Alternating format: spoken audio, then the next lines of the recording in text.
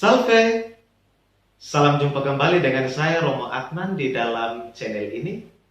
Semoga Bapak Ibu Saudara-saudari dalam keadaan sehat walafiat. Di pagi hari ini saya akan menyuguhkan renungan yang saya bawakan ini. Semoga berguna untukmu sekalian. Selamat menonton, selamat berefleksi. Tuhan sertamu dan sertamu juga. Inilah Injil Yesus Kristus menurut Lukas. Dimuliakanlah Tuhan. Injil Lukas bab 10 ayat 17 sampai 24.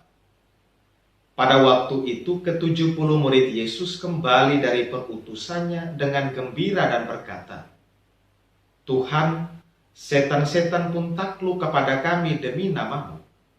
Lalu kata Yesus kepada mereka, "Aku melihat iblis jatuh seperti kilat dari langit.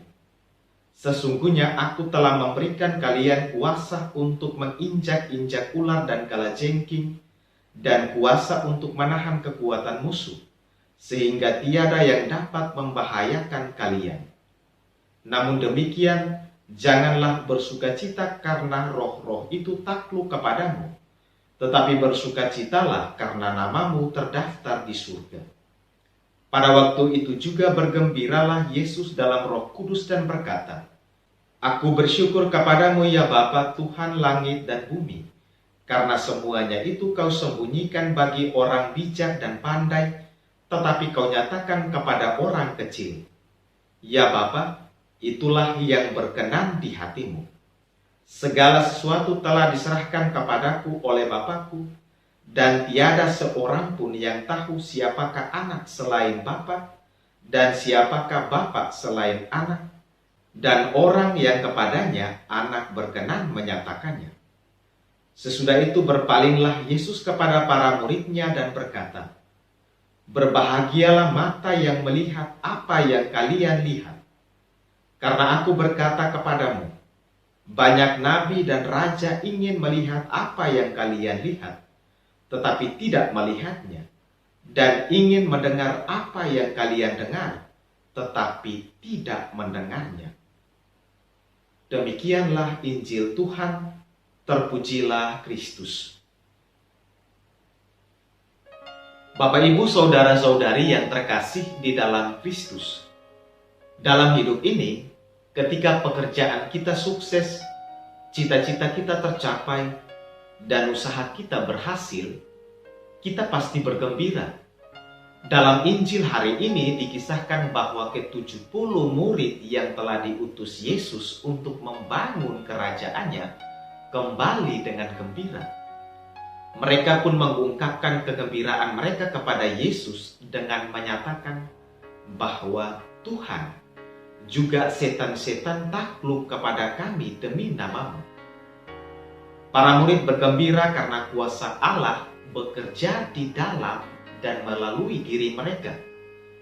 Yesus mengakui bahwa Dia telah memberikan mereka kuasa untuk dapat menginjak ular dan kalajengking, kuasa untuk menahan kekuatan musuh supaya tidak membahayakan mereka. Yesus tidak melarang mereka bersukacita. Yesus mengingatkan mereka untuk tidak bersukacita karena roh-roh jahat takluk kepada mereka. Yesus tidak ingin mereka bersukacita dengan keberhasilan sementara atau kemenangan sementara.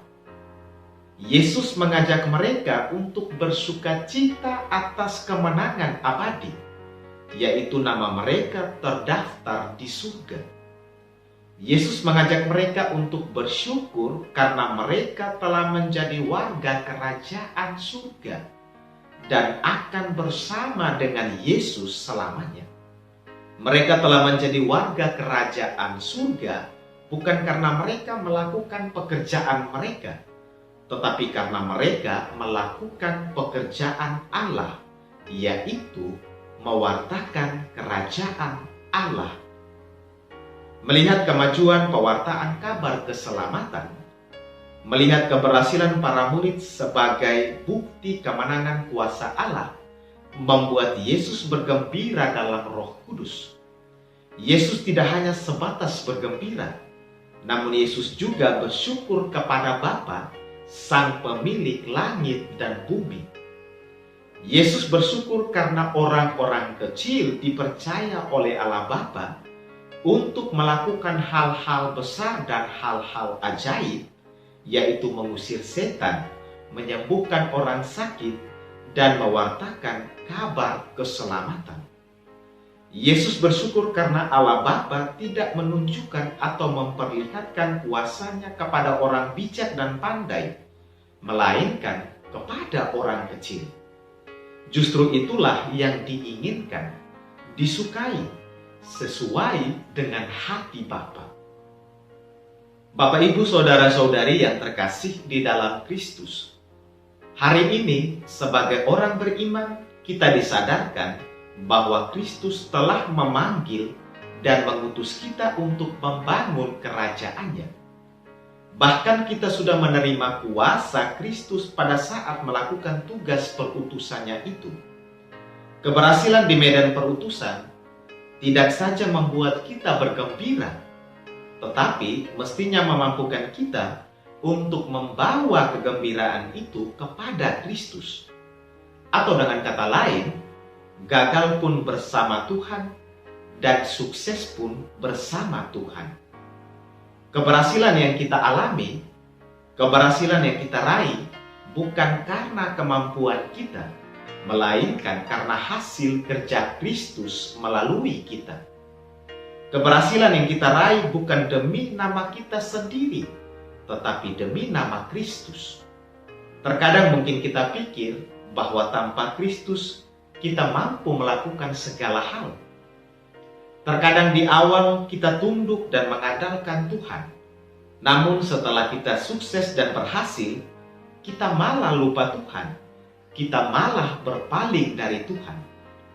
Kita mulai andalkan kekuatan kita sendiri dan menjadi sombong bahwa tanpa Tuhan kita pun dapat berhasil. Perlu kita sadari bahwa tanpa Tuhan segala sesuatu yang kita kerjakan tidak akan berhasil. Mungkin awalnya terlihat berhasil, namun kesudahannya justru kita gagal dan hancur. Kita berhasil dan sukses karena Tuhan menyertai dan memberi kemampuan kepada kita. Tugas yang dipercayakan Tuhan kepada kita mestinya dengan gembira kita melaksanakannya. Hanya orang yang menerima tugas dengan gembira yang mampu melakukannya dengan sepenuh hati dan penuh kesetiaan. Tuhan tidak ingin kita bersukacita untuk sebuah keberhasilan yang bersifat sementara. Tetapi Tuhan ingin kita bersukacita karena kita telah menjadi warga kerajaan surga. Karena nama kita tercatat, terdaftar di surga.